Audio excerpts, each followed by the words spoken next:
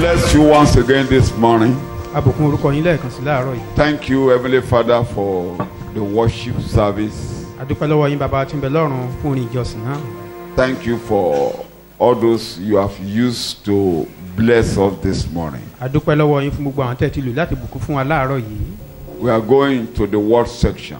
À ń lọ sínú ọ̀rọ̀ náà. Minister to us. Ẹ bá wa sọ̀rọ̀. Bring us to your presence. Ẹ kó wa wá síwájú yín. Shower your blessings upon us. Ẹ tú In òjò fún Jesus' ìjọba lórí. name we pray. In part 3 of the title, Lord, you know what is happening to me. Please step in and help me. Abala kẹta ẹ̀kọ́ ńlá tí à ń wò bọ̀ tó sọ pé Olúwa ó mọ ohun tí ó ń ṣẹlẹ̀ sí mi tí ẹsẹ̀ bọ̀ kó o sì ràn mí lọ́wọ́. I repeat, Lord, Olúwa you know what is happening to me. ó mọ ohun tó ń ṣẹlẹ̀ sí mi. Please step in and help me.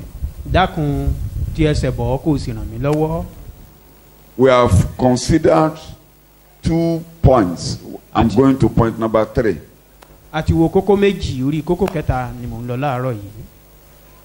My subtopic for this morning, Àkòrí fún ti àárọ̀ yìí, I will take you back. màá gbà ọ́ padà. You will stand tall before me. Wàá sì dúró. Jẹ́ kí n sọ báyìí. Màá fà ọ́ mọ́ra. I will take you back Màá sì nawọ́ rẹ sókè. Ó máa ga ṣá níwájú mi ni. and you will stand tall. Ṣá. You will stand tall. Àkòrí tí a fẹ́ wò láàárọ̀ yìí That ni. is the topic for this morning. Because he has suffered for us. Torí pé ó ti jìyà fún wa. He died young. Ó kú And ní you won't rèwerèwe. die young. Torí ká má bàa kú ní rèwerèwe. He died young to make you to live forever. Ó kú ní rèwerèwe káwa lè wà títí The end of your suffering. òpin ìyà wa. I'm not going to the details of that again. Àtúní lọ máa gbé Your ẹ̀wò suffering will not continue. pé ìyà wa kò ní tẹ̀síwájú. Because he has healed all incurable wounds. Torí ó ti wo àwọn He bí did àwọn pé kò that lè wòsàn ó ti to wò wọ́n sàn. remove all incurable wounds. Ó ṣe eléyìí láti mú gbogbo àwọn tí ò ṣe é wòsàn Ojú kúrò. ọgbẹ́ gbogbo. Ojú ọgbẹ́ àìwòtán. The incurable Wounds. wounds. Ojú ọgbẹ́ àìjẹnátán. Incurable Gbogbo wounds. ibi tó gbé kún pátápátá. Olúwa yóò wòsàn All pátápátá. gangrene will be healed. Láì làágùn jìnnà. Without Jeremiah chapter 15 verse 15. New Living Translation will bail me out. Ìwé Jeremiah orí kàndógún ẹsẹ̀ chapter ìkàndógún rẹ̀. 15 verse 15. New Living Translation. Ìwọ mọ̀, Oya. rántí mi, bẹ̀ mí wò, kí o sì gbẹ̀san mi lára àwọn onínúnibíni mi. In English. Happening to me. Please step in and help me. Please, Joe, step in. Dá sí Help me. yóò sì ràn mí lọ́wọ́. Punish my persecutors. And you stop there. The Lord will take care of that. You have no problem with the persecutors. It was Jeremiah who was passing through his own crisis as a child of God. Wòlíì Jeremiah ló ń la ìpèníjà tirẹ̀ kọjá gẹ́gẹ́ bí ọmọ Ọlọ́run. He was delivering his message to the people of Israel and Judah. Tí Ọlọ́run rán sí àwọn ọmọ Ísírẹ́lì àti Júdà. And in that period, his word was not received. Ní àkókò náà wọn gba ọ̀rọ̀ rẹ̀. It appears he was not making any fruitful progress. Ó wá dàbí ẹni pé gbogbo ìtẹ̀síwájú rẹ̀ ò léso. People were determined to even kill him. Àwọn ènìyàn gan ti pinnu láti pa á. They sent him into prison. Wọ́n rán lọ sẹ́wọ̀n. It appears God has not sent him a message. Ó dàbí ẹni pé Ọlọ́run kọ́ ló rán níṣẹ́. All things were working against him. Ohun gbogbo ló ń ṣe lòdì. And therefore, he had to cry unto God.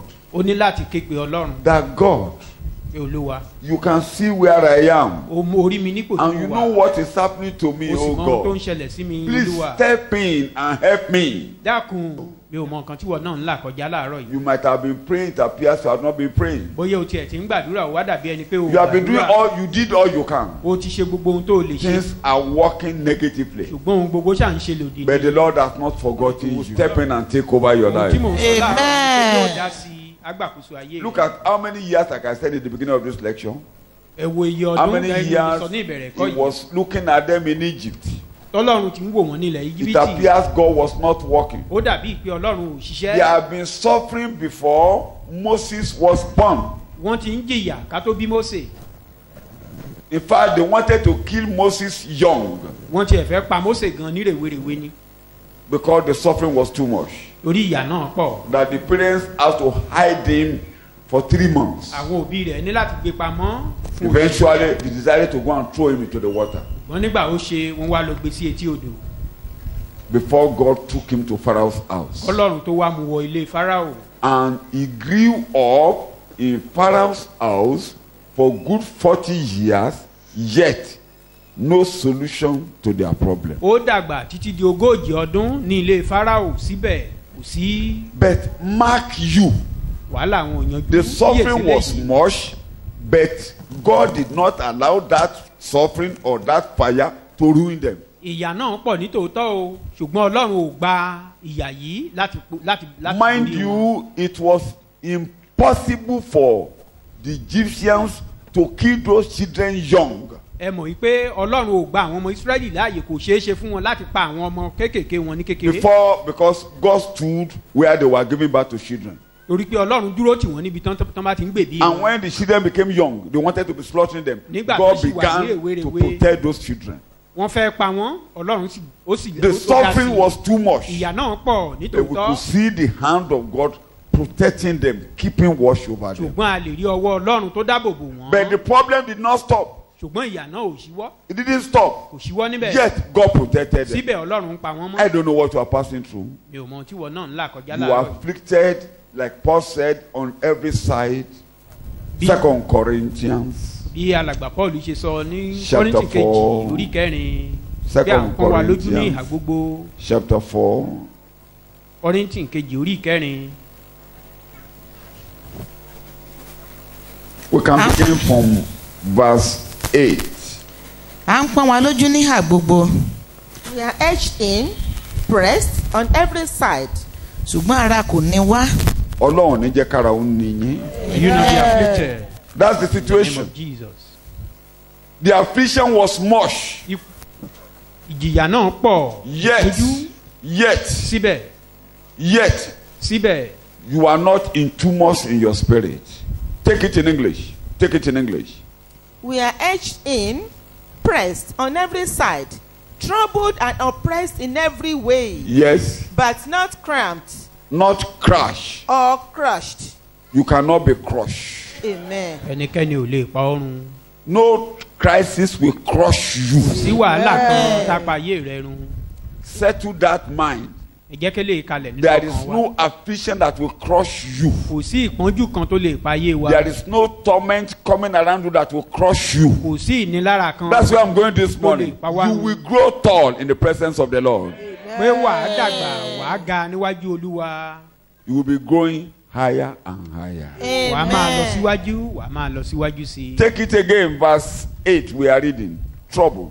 We Yes. are edged in, Edging, pressed press on every side, on every side. troubled and oppressed in every way. Troubled and oppressed everywhere. In the home, in the place of Wàhálà ní work, in your gbogbo body, lọ́tùn in lósì, every níbi iṣẹ́, area. gbogbo ibi. Yet you were not crushed. síbẹ̀síbẹ̀ àpawárun We suffer embarrassments and are perplexed Yes. and unable to find our way out. You don't even know what to do. You don't know where to go. àti ẹ̀mọ ohun tó yẹ ká ṣe àwọn ibi Solution tá a is fẹ́ lọ not mọ́ in sight. kò sí ó dàbí ẹni pé kò sí ojútùú But But it's not sí driven to despair. There is no despair. You will not be taken to despair.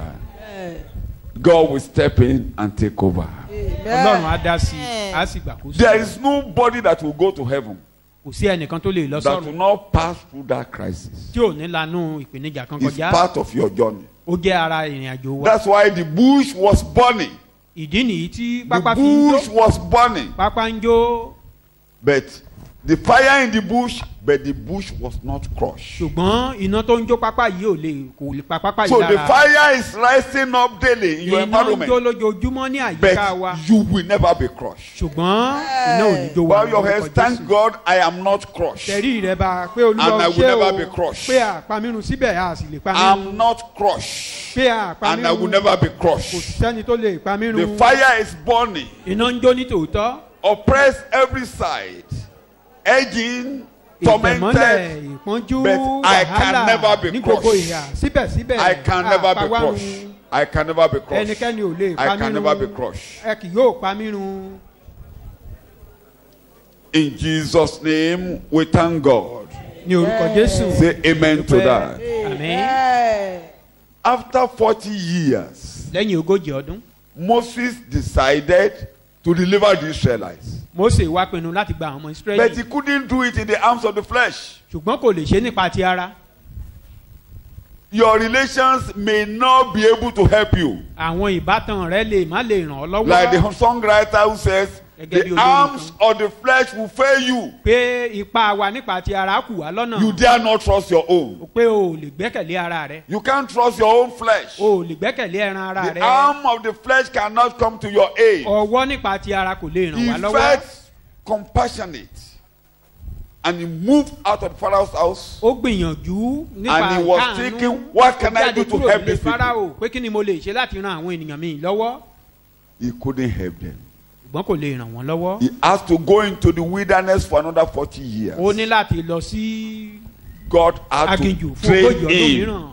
Níbẹ̀ lọ́lọ́run ti wá kọ́. And God had to send him now. Ọlọ́run ṣẹ̀ṣẹ̀ wá Even rán. when God was sending him, Nígbà tọ́lọ́run tilẹ̀ ń when rán God padà. was bringing him, Nígbà tọ́lọ́run mú un he bọ̀. now saw himself that he couldn't do it. Ó wá rí ara rẹ̀ pé òun ò tiẹ̀ lè dá If you ṣe. think you can deliver your family, you can't deliver your family with your education, with your money, with anything. Tí You ìwọ can't náà do bá wá rò pé o You lè gba can't do ẹbí it. rẹ là pẹ̀lú it. ètò The ẹ̀kọ́ tó ti ní arms pẹ̀lú of the owó. flesh cannot do it. Apá nípa ti ara kò lè ṣe é. If you have compassion for your family, Tó o bá ní àánú ìkáàánú God fún àwọn has ẹbí to rẹ̀. bring you into his presence. Ọlọ́run ní láti kọ́kọ́ mú ọ wá sí God ipò has to iwájú train you. láti kọ́ ọ. If you don't have life, Tó o bá ní iyè if God does not hold your hand, tí Ọlọ́run ò bá di ọwọ́ rẹ it mú. is your own family that will kill you. Àwọn ẹbí rẹ̀ ń gan láṣekú pa ọ́. Are you listening to me? Ṣé ò ń gbọ́ mi? Are you listening to me? Ṣé ò ń gbọ́ mi? They will rise up against you. Wọ́n á dìde lòdì sí ọ. When Moses got up, Nígbà tí Mósè dìde, he killed an Egyptian, ó pa ọmọ Íjíbítì kan. put him in the ground and ran away. Ó rì í mọ́lẹ̀ ó sá lọ. The second day he came, he saw two Israelites fighting. Ọjọ́ kejì ó dé orí àwọn ọmọ Ísírẹ́lì méjì tí wọ́n ń God jà. has no problem. You want to kill me as you kill the Ẹ má Egyptian. bára yín jà, ìkan wá dáhùn nínú wọn, ó fẹ́ pa mí His bó ṣe own pa ọmọ family Íjíbítì member lánàá. Ará wage ilé war. rẹ̀ What? wọ́n gbógun tì í. Your own family members who want to help will even kill you. Àwọn ẹbí rẹ̀ gan tó ń gbìyànjú àti ràn lọ́wọ́ lè If pa ọ́. God is not holding your hand, Ìyẹn tí Ọlọ́run ò bá di ọwọ́ rẹ̀ mú. there is nothing you can do in this world that you can raise anybody up. Kò sí nǹkan tó lè ṣe nínú ayé Until yìí tó lè gbé God ẹnikẹ́ni sókè. deal with you and draw you up like Àyàfi this. tí Ọlọ́run bá fa ọwọ́ ìwọ gan sókè fúnra So rẹ̀. Moses has to go and undergo training. Mósè lọ la ìkọ́ni kọjá. The suffering of Israelites continue. Ìjìyà àwọn ọmọ Ísírẹ́lì sì ń tẹ̀síwájú Did síbẹ̀. it not continue? But mind you, the suffering did not crush them. Ṣùgbọ́n ẹ mọ eléyìí pé wàhálà yìí kò pa wọ́n mu. Your salvation is inside. This crisis will never Ìgbàlà rẹ wà crush you. nítòsí, wàhálà yìí kò It ní will borí never rẹ. crush you. Kò ní pa ọrùn lórúkọ Jésù. It will never crush Kò you. ní pa ọrùn lórúkọ Jésù. God is looking at you. Ọlọ́run ń wò ọ́ níwájú. At the right time. Ní àkókò tó At the yẹ. right Ní time. àkókò tó yẹ. At the right Ní time. àkókò tó yẹ. God took hold of Moses. Ọlọ́run di ọwọ́ Mósè mú. And Moses came down. Wá sọ̀kalẹ̀ wá. He didn't want to go. Kò fẹ́ lọ. But he came. Ṣùgbọ́n ó wá. So you, Ìwọ náà. for you to succeed in this world, Fún wa láti ṣàṣeyọrí nínú God ayé has to yìí. lay hold on you. Ọlọ́run ní láti di ọwọ́ wa mú. You cannot make any progress. O ò lè ní ìtẹ̀síwájú kí There's nothing you tẹ̀síwájú. can do here. People will bring you down. Kò sí nǹkan tó lè People will dáṣe bring you níbí, down. àwọn ènìyàn á mú ọ Human wálẹ̀. beings will bring you down. Let God hold your hand. jẹ́ kí ọlọ́run di ọwọ́ rẹ mú. Those whom you don't expect will rise up against you. àwọn tó ò tilẹ̀ fọkàn sí wọ́n á dìde lòdì sí ọ. Your trusted friends will rise up against you. àwọn ọ̀rẹ́ tó o sinmi lé gan wọ́n á dìde lòdì sí ọ. If practically Jesus came Yeah, for pẹ̀lẹ́. the Israelites, jésù wáyé did they accept torí àwọn ọmọ him? ìsírẹ́lì ṣé wọ́n tẹ́wọ́ gbà á. Did they accept him? ṣé wọ́n tẹ́wọ́ gbà á. Who killed Jesus? àwọn wo ló pa jésù gan. Gentiles. àwọn kèfèrí. Who killed him? àwọn wo ló pa á. His own people. àwọn ènìyàn tirẹ̀ gan. Even the high priest of God was the chairman. olórí àlùfáà ọlọ́run gan níbẹ̀ òun ni alága wọn.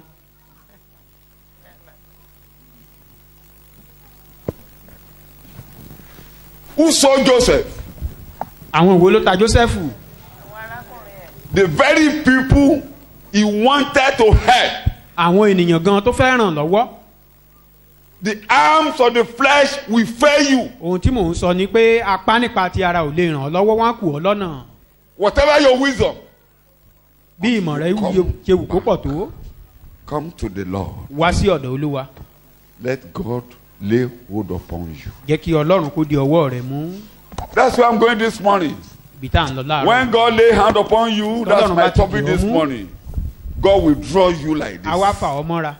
When God draw you closer ọlọ́run to bá ti him fà ọ́ like mọ́ra. this, wherever you are going, ibikíbi tó bá ń lọ.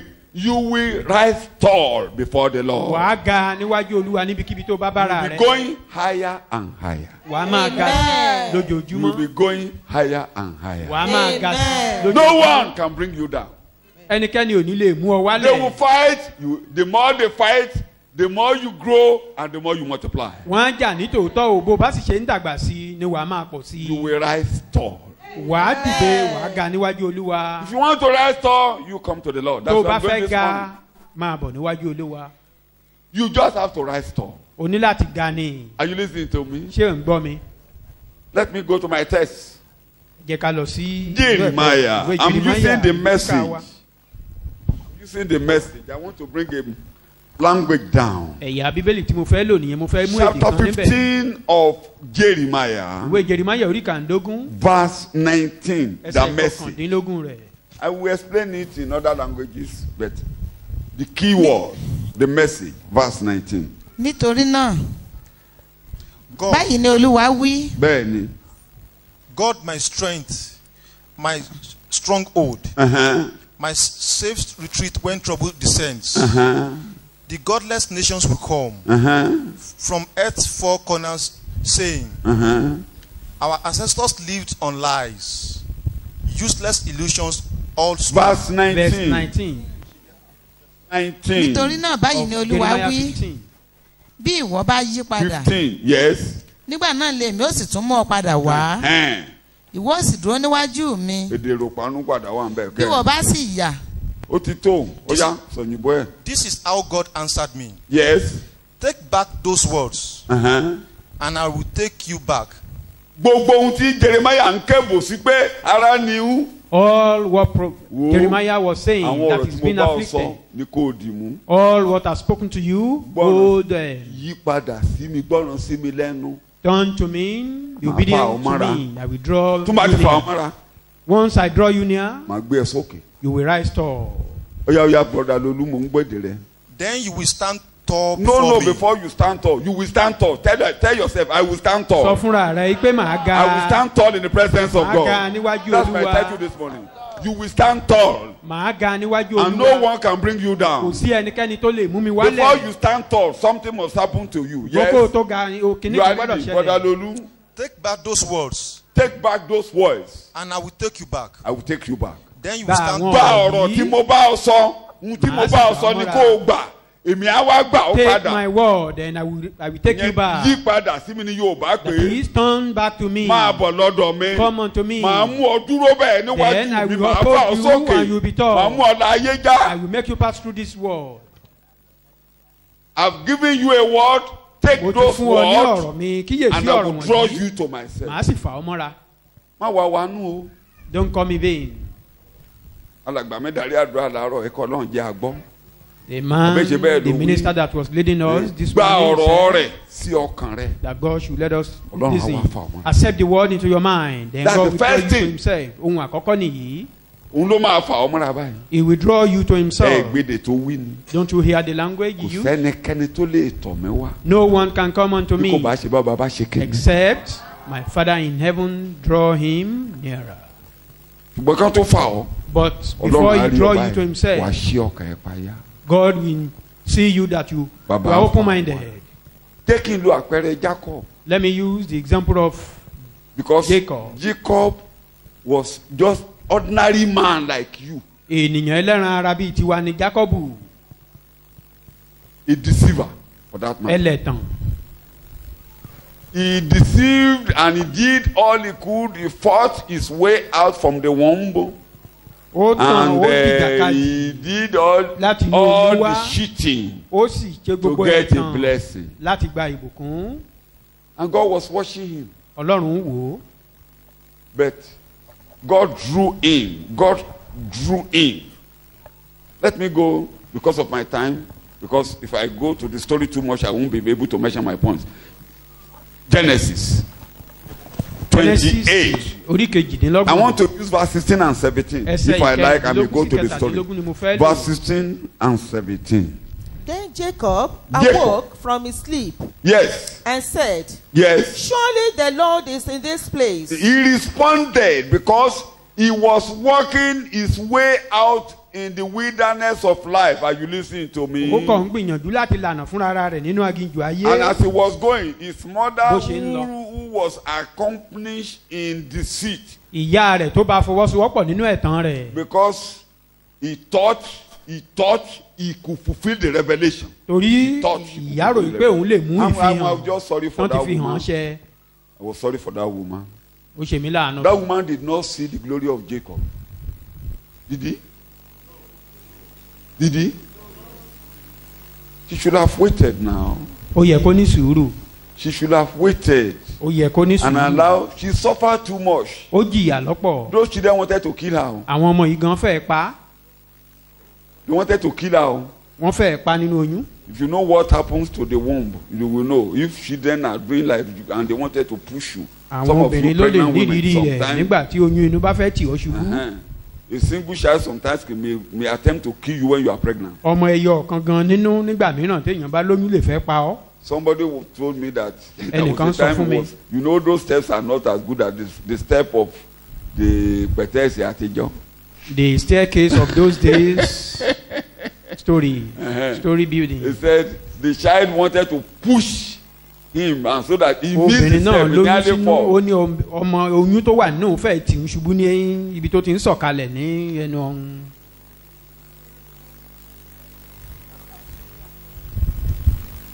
The trouble was much that Madam had to pray. Wàhálà náà pọ̀ Àbí? lọ́pọ̀ tó bẹ́ẹ̀ gẹ́ And tí they obìnrin ní gave láti her a gbàdúrà. message that Wọ́n sì to wá fún ní comfort ọ̀rọ̀. her. She Láti should lé- wait.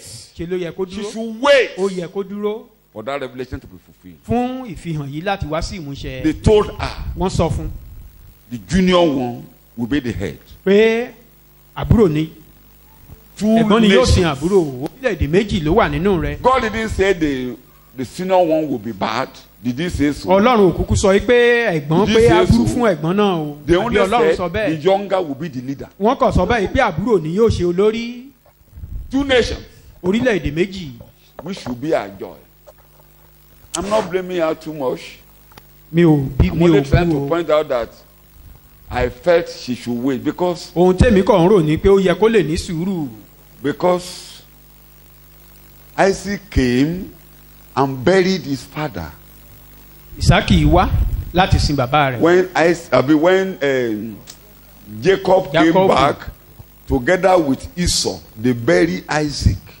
Jákọ́bù Are you àti listening to Ísáù me? ẹ̀gbọ́n rẹ̀ wọ́n jìjọ wá sin bàbá Rebecca wọn. was not there again. Ṣùgbọ́n ìyá wọn ò sí níbẹ̀. So it was, they packaged him into the box. Wọ́n ṣètò And rẹ̀ as he was running away níbi from tó the ti ń sá sword, lọ kúrò lọ́dọ̀ Sọ́ọ̀lù àbí lọ́dọ̀ God Ísáù now rẹ̀. came Ọlọ́run wá farahàn. and gave the word. Ó sọ ọ̀rọ̀. And God was watching his response. ọlọ́run wá ń wo ìdáhùn sí rẹ̀. Before he could grow tall before God, kó tó lè it dàgbàsókè was dáadáa when níwájú he olúwa. answered God. Are you listening ìgbà to tó me? dá ọlọ́run They lóhùn. only showed him as angels was going in up, wọ́n kàn fi going àkàbà in, hàn tí àwọn up, áńgẹ́lì ń gòkè tí wọ́n ń coming up, sọ̀kalẹ̀ going látòkè ọ̀run up, and they sọ̀kalẹ̀. were speaking ahead. wọ́n sì ń sọ̀rọ̀ ọjọ́ iwájú fún. And the angel of the Lord stood there. àwọn áńgẹ́lì ọlọ́run dúró níbẹ̀. That's verse 12 to 15. I won't read. But Say the it. response That's of Jacob ṣùgbọ́n ìdáhùn sí Jacob is my concern this morning. òun gan ni God will be Àfẹ́ wò. speaking. I've been speaking great things. One of them is what I'm saying this morning. Your response to Ọlọ́run the ti sọ àwọn message ńlá ìkan will nínú wọn láàárọ̀ yìí determine nìyí. how tall you will be before God. ìdáhùn sí wa fún ọ̀rọ̀ tí ọlọ́run bá sọ jáde la sọ bá a ṣe God kà sí níwájú stood olúwa. ahead. ọlọ́run dúró I'm the níwájú. God of your father, pé èmi ni the ọlọ́run God bàbá of rẹ Abraham and Isaac. ọlọ́run abrahamu àti isaki. I will lead you through life. I will ayé help mi já you. màá ràn ọ́ I will lọ́wọ́ be with you, màá wà pẹ̀lú and rẹ I will bring you back. màá sì mú ọ padà. And God was waiting for him. ọlọ́run wá ń dúró dè é. Verse 16. What did ẹsẹ̀ he do? ìkejì. Then, Jacob sì jí lé ojú oorun rẹ̀. then Yes. Jacob awoke from his sleep. It was a dream. ojú àlá ni. Let us see its action. ó sì Ẹ jẹ́ ká wí wo pé ìgbésẹ̀ rẹ̀. Yes. And said, olúwa ń bẹ níhìn yìí ní tòótọ́. surely the Lord is in this place. That's the èmi kò first, sì mọ̀. the And I did first not know it. response. The ìdáhùn first sí àkọ́kọ́ rẹ̀ response. nìyí. He took that word God has spoken and he said, God, I know you are here. ó di ọ̀rọ̀ tí Truly ọlọ́run you are sọ here. pé olúwa mo You mọ̀ are pé o reading. wà níbí. ẹ̀rù sì bà á. He was afraid. ó sì wí pé And Ọlọ́run jèrè ẹ̀. said, ìhín yìí ti lé ẹ̀rù tó. how wholesome is this place? èyí kì í ṣe ibòmíràn This is no other bí kò ṣe ilé ọlọ́run. than the house of God.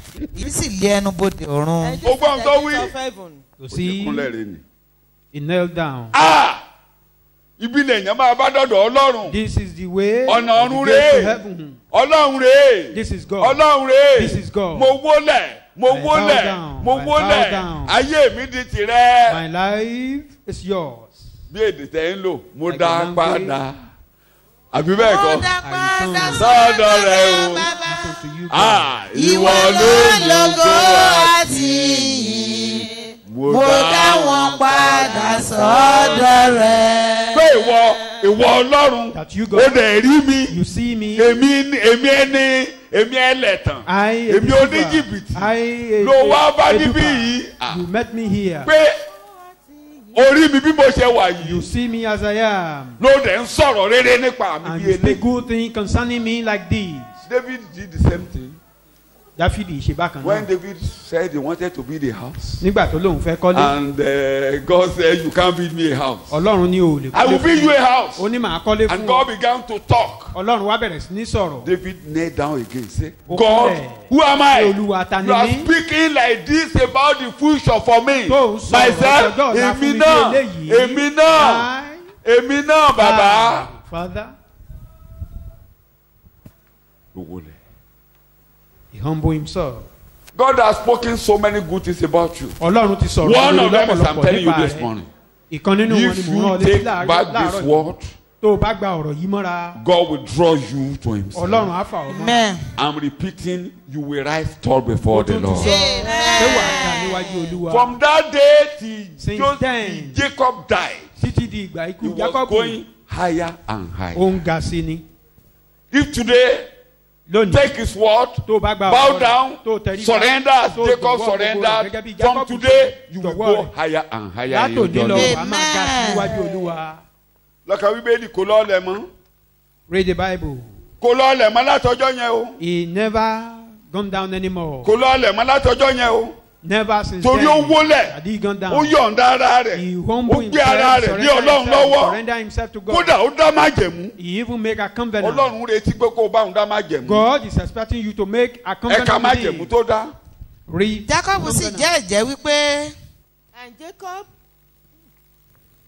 Yes, bí ọlọ́run bá pẹ̀lú mi bẹ́ẹ̀ ni. then Jacob made a vow, saying, if God will be with me, tí ó sì pa mí mọ́lé ọ̀nà yìí tí èmi ń tọ̀ and will keep me in this way that I go, tí ó sì fún mi ní ohun jíjẹ and will give me food to eat àti aṣọ bíbora and clothing to wear, tí mo sì padà wá sí ilé bàbá mi ní àlàáfíà. so that I may come again to my father's house in peace. Ǹjẹ́ Olúwa ni yóò máa ṣe Ọlọ́run mi? Then the Lord shall be kí ló ló my máa God. ṣe.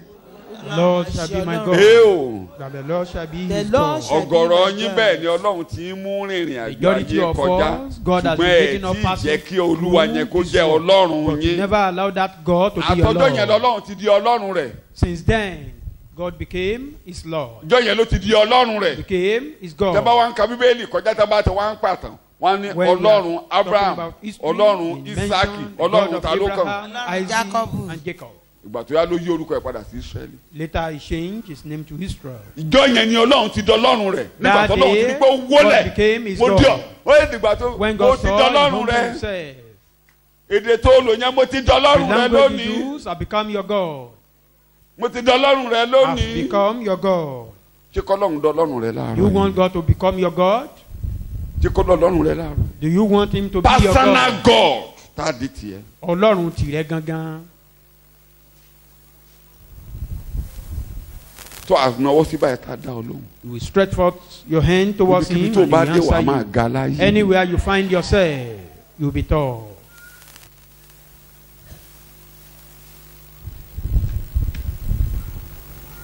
àkọọ́lẹ̀ wà lórí orúkọ rẹ There is a document tó o on lè you ṣe that you cannot do. ayé ò ní jẹ́ kó o ṣe The world will o prevent lè you from doing múṣẹ́ it. You can't ó fulfill it dìgbà tọ́lọ́run bá di Ọlọ́run rẹ until God become your God. o lè ràn ẹnikẹ́ o lè ràn yá ẹ̀ gan lọ́wọ́ You cannot even help your mother.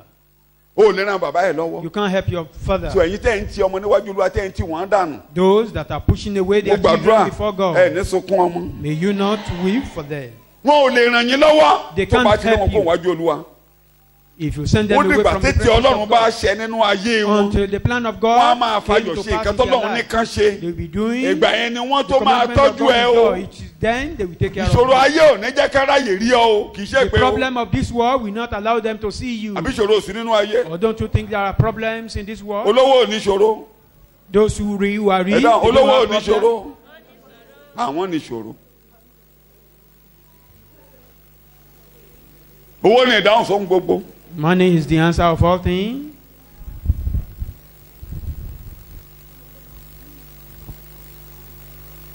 ó wólẹ̀ He humbled himself ó dá má jẹ̀mú and make a note. so Ọlọ́run retí ìkàtà ní Jeremiah ẹjọ́ tóun tóun nítumọ̀ sí mi Jeremiah, mo what mọ̀ you pé are òun làwọn saying ìṣòro kọjá gbọ́ ohun tí mo bá ọ no sọ meaning, is not di ọ̀rọ̀ mi meaningful mú to me. Màá fà Listen ọ́ to mọ́ra. me. Hold on to my word. I will draw ẹ̀yin you mẹ́rin to ló fẹ́ kọ́ myself. lọ́run fà yín mọ́ra láàárọ̀ How yìí many people want God to draw Láti us? inú He's rẹ̀. expecting you to say òun retí something. má jẹ̀mú nínú He ọkàn rẹ̀ expecting you tó bá to fẹ́ make kọ́ a lọ́run note fà ọ́ within mọ́ra you. You want ó God lè to draw you kúnlẹ̀ near. ó lè dìde ìwọ Take náà ó lè whatever tẹríba position you like. sọ̀rọ̀ sọ́lọ́run tá a fi fà ọ́ Talk mọ́ra to God that He may draw you near. pé èmi náà rèé mo fẹ́ kó o di Ọlọ́run Here am I, O God. I want you to be my mo fẹ́ God. jẹ́ ọmọ rẹ I want to be ìwọ your náà son. bọ́lọ́run dá má jẹ̀mú ìrìn àjò Make ayé a covenant with God. Ọlọ́run fẹ́ gbọ́ látẹnu ẹni o God want to hear from you. pé mo fi ayé mi lé ọ lọ́wọ́ I surrender my life unto mo you. yọ̀ǹda ọkàn mi I fún ọ surrender pátápátá my heart to mo you ní mi ò lè totally. dálé ayé gbé I mean, I can't live in mo ní this mi ò world dẹ̀ fẹ́ alone. gbélé ayé gẹ́gẹ́ bí ẹlẹ́ṣẹ̀ I don't want to live this world as mi ò a fẹ́ gbélé sinner. ayé gẹ́gẹ́ bí èèyàn I lásán don't want to continue like just mo fẹ́ ordinary gbélé ayé man. gẹ́gẹ́ bí ọmọ rẹ I want to live this mo world fẹ́ like your gbélé ayé son. gẹ́gẹ́ bí ẹni ìràpadà I want to live this world that they ẹni will tí àwọn be. ọ̀run mọ̀ Him, well ẹni known tí to heaven, Ọlọ́run kò ka ẹ̀ṣẹ̀ sí lọ́rùn whom there is no accusation against him from God.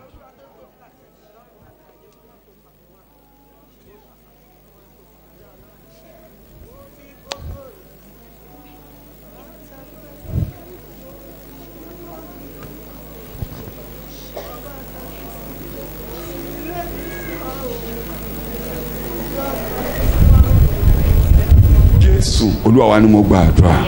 In Jesus' name, our Lord, we pray. gbogbo àwọn tó ń bá ọ sọ̀rọ̀ láti inú ọkàn wọn yìí All those who are speaking ẹ̀jẹ̀ to Jésù you right kó from wọ their ẹ̀ṣẹ̀ heart, yín nù. let the blood of Jesus wash away your sin. bàbá di ọwọ́ wọn mú Hold their hand, O God.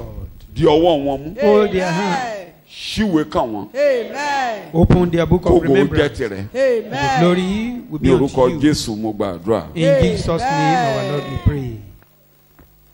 Let's complete that place before I now take my point one by one. Read it to verse 17. Májẹ̀mú ló ń dá.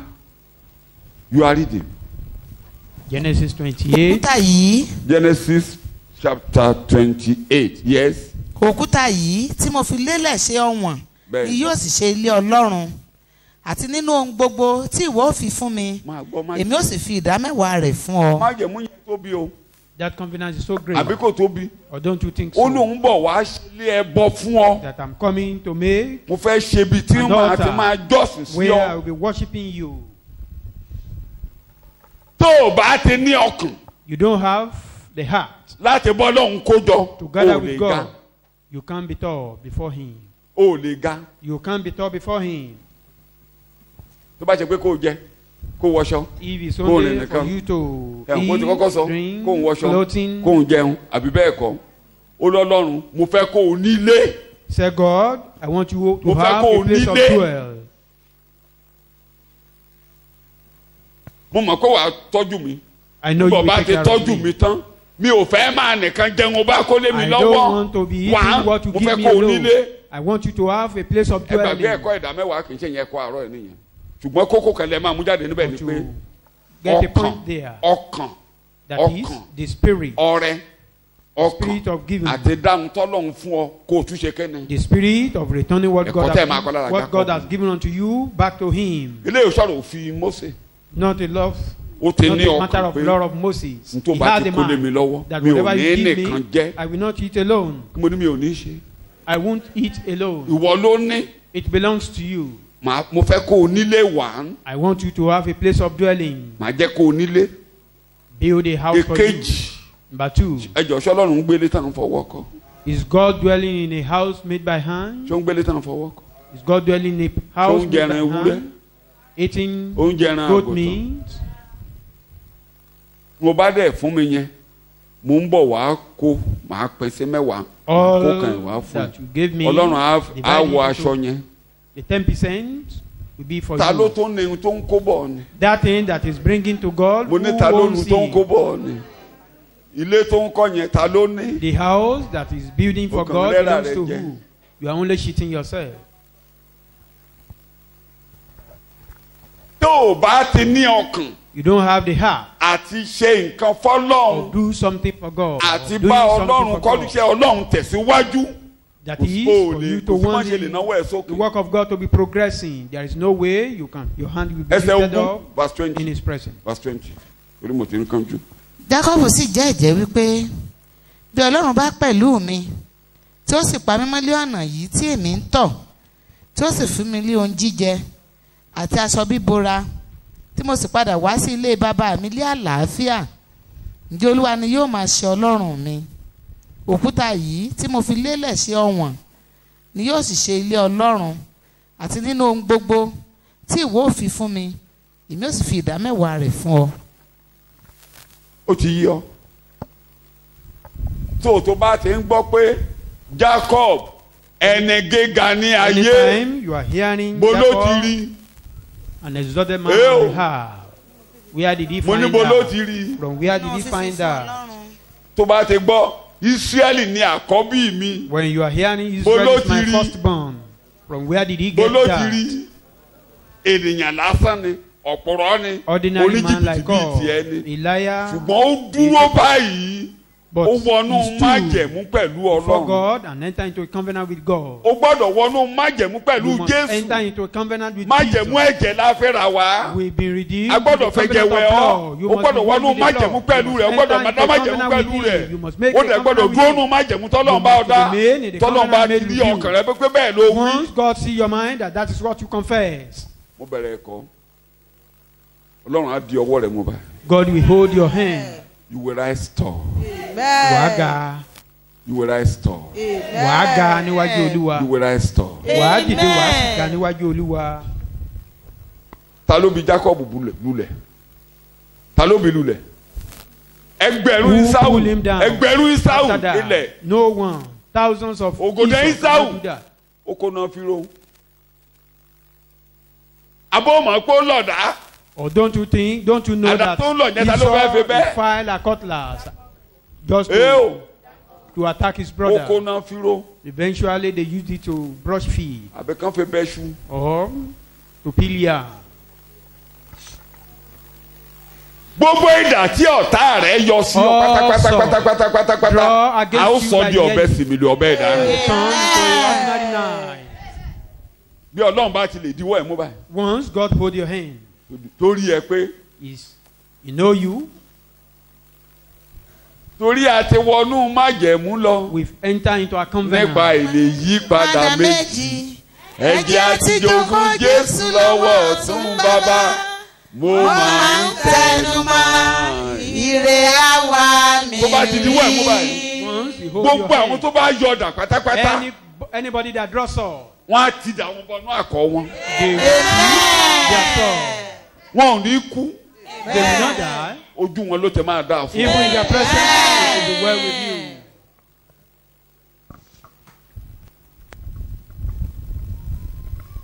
wọ́n nú májẹ̀mú lọ pẹ̀lú Jésù o. Enter into a covenant with Christ. wọ́n nú májẹ̀mú lọ pẹ̀lú Jésù Enter o. into a covenant Jeremiah with máa ń Jesus. sọkún mọ́ Stop weeping. ẹ̀yin tẹ́ ń kó ẹ má kó mọ́ ìyá mi pọ̀ jù eléyìí pọ̀ jù mi ò lélẹ́yìí mi ò wọ́n nú májẹ̀mú Enter into a covenant with God. dúró lórí ìpinnu wọ́n nú májẹ̀mú Stand on your decision. sọ̀rọ̀ ẹ fi sọ̀kò fíra ẹ Throw sọ̀kò yourself to Christ. fíra ẹ sọ̀kò Throw yourself to Him.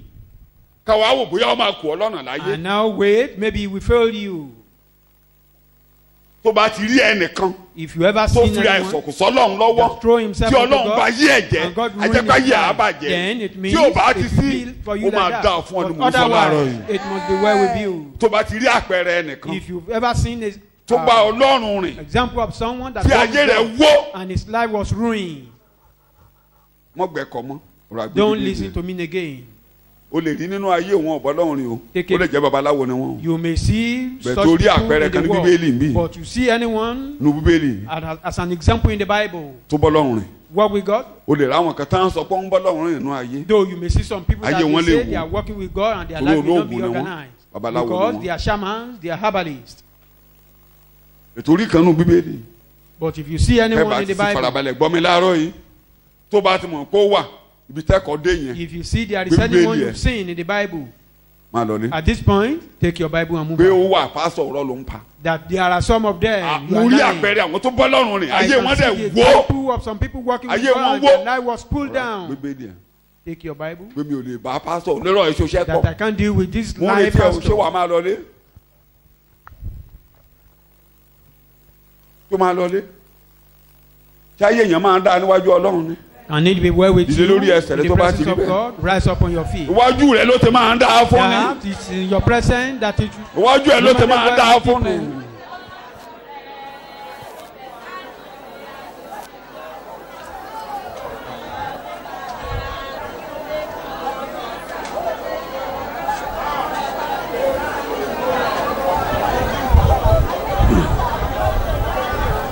ní orúkọ Jésù Olúwa wa ni mo gbàdúrà.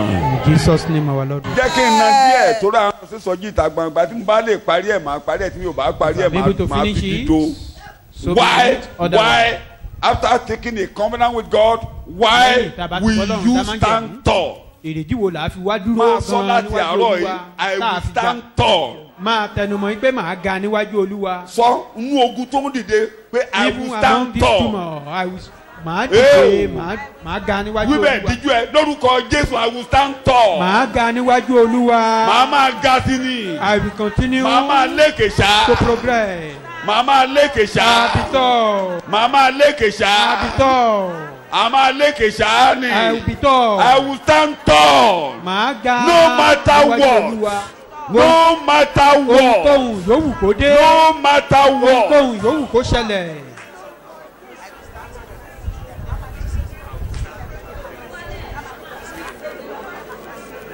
In Jesus' name we Ní pray. orúkọ Jésù ní ọgbàdúrà. Some of these secrets I will be talking, Àwọn ìjìnlẹ̀ tí mò ń sọ yìí, the enemy doesn't know. ọ̀tá ò mọ̀, Because he doesn't know, torí pé kò he will mọ̀. be fighting that he won't be tall. A wá máa jà pé kó má ga.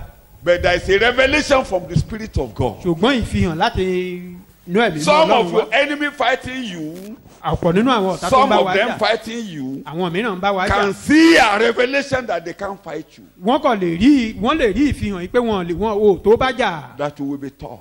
pé dandan ni wàá ga Like Balaam bí Bálámù and Balak. òun àti Bálákì. I will tell you some of the revelation I want to tell you. It was in the presence of God that Balaam got to know that Israel will be tall. Iwájú Ọlọ́run ni Bálámù ti mọ̀ yìí pé dandan àwọn ọmọ Ísírẹ́lì gbọ́dọ̀ ga. He thought he could ruin him. Ó rò wípé òun lè bí wọ́n ṣubú. They tried all they could to bring them down. Wọ́n gba gbogbo ọ̀nà láti mú wọn wálẹ̀. God began to tell him he will be tall. Tell yourself, I will be tall. Ṣùgbọ́n Ọlọ́run bẹ̀rẹ̀ sí ní sọ fún pé èèyàn gíga ni wọ́n sọ fúnra rẹ̀ pé màá Mo ti ga. ga, màá máa ga sí ni. I'm tall already. Ẹ ò lè ṣe kankan nípa There is rẹ̀. nothing enemy can do Kò about sí kankan that. tẹ́ lè ṣe nípa Enemy rẹ̀. cannot do anything about Ọlọ́run ti that. sọ̀rọ̀. God has spoken.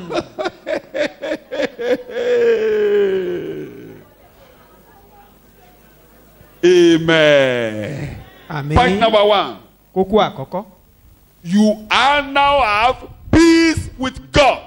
Torí pé a ti ní àlàáfíà pẹ̀lú Ọlọ́run. Ẹni tó bá tí ò bá lálàáfíà pẹ̀lú Ọlọ́run ò lè ga If you o. don't have peace with God, you can't You be have tall. peace with God. Pé a ní àlàáfíà Colossians, pẹ̀lú Ọlọ́run. Colossians. Ìwé Kólósè First of all, this morning, láàárọ̀ yìí be ṣáájú ohun gbogbo. reconciled and make peace. That Bá was Ọlọ́run what làjà. Jacob did on his journey. Ohun tí Jacob Colossians. ṣe lójú ọ̀nà rẹ̀ Chapter nìyí. 1, Ìwé Kólósè orí kìíní. verse 20, 21, 22. Ẹsẹ̀ ogún sí. You are reading the àti Bible. nípasẹ̀ rẹ̀ láti bá ohun gbogbo làjà Yes, lẹ́yìn tó ti fi ẹ̀jẹ̀ àgbélébù rẹ̀ parí ìjà yes. mo ní nípasẹ̀ rẹ̀ wọn ìbá ṣe ohun tí ń bẹ lé ayé tàbí ohun tí ń bẹ lé ọ̀run àti ẹ̀yin tí ó ti jẹ́ àlejò àti ọ̀tárílé ọkàn yín Bẹ́ẹ̀ni. ní iṣẹ́ búburú yín ẹ̀yin náà sì bá làjà nísinsìnyí. Sọ òyìnbó rẹ̀ fún mi. And God purposed that by the service, the intervention of Him, the Son, all things should be completely reconciled back to Himself. You must reconcile and have peace with God. A ní láti bá Ọlọ́run làjà ká sì You ní that is àlàáfíà an pẹ̀lú rẹ̀. enemy of God. In your Àwọn tá a jẹ́ heart. ọ̀tá Ọlọ́run You are nínú reading the ọkàn wa. Bible. Yes. Whether on earth or in heaven. Everybody must reconcile. You must, including you. Ló ní láti bá Ọlọ́run làjà Including pẹ̀lú you. ìwọ gan. You are reading. Made peace by means of the blood of His cross. Only by means of what?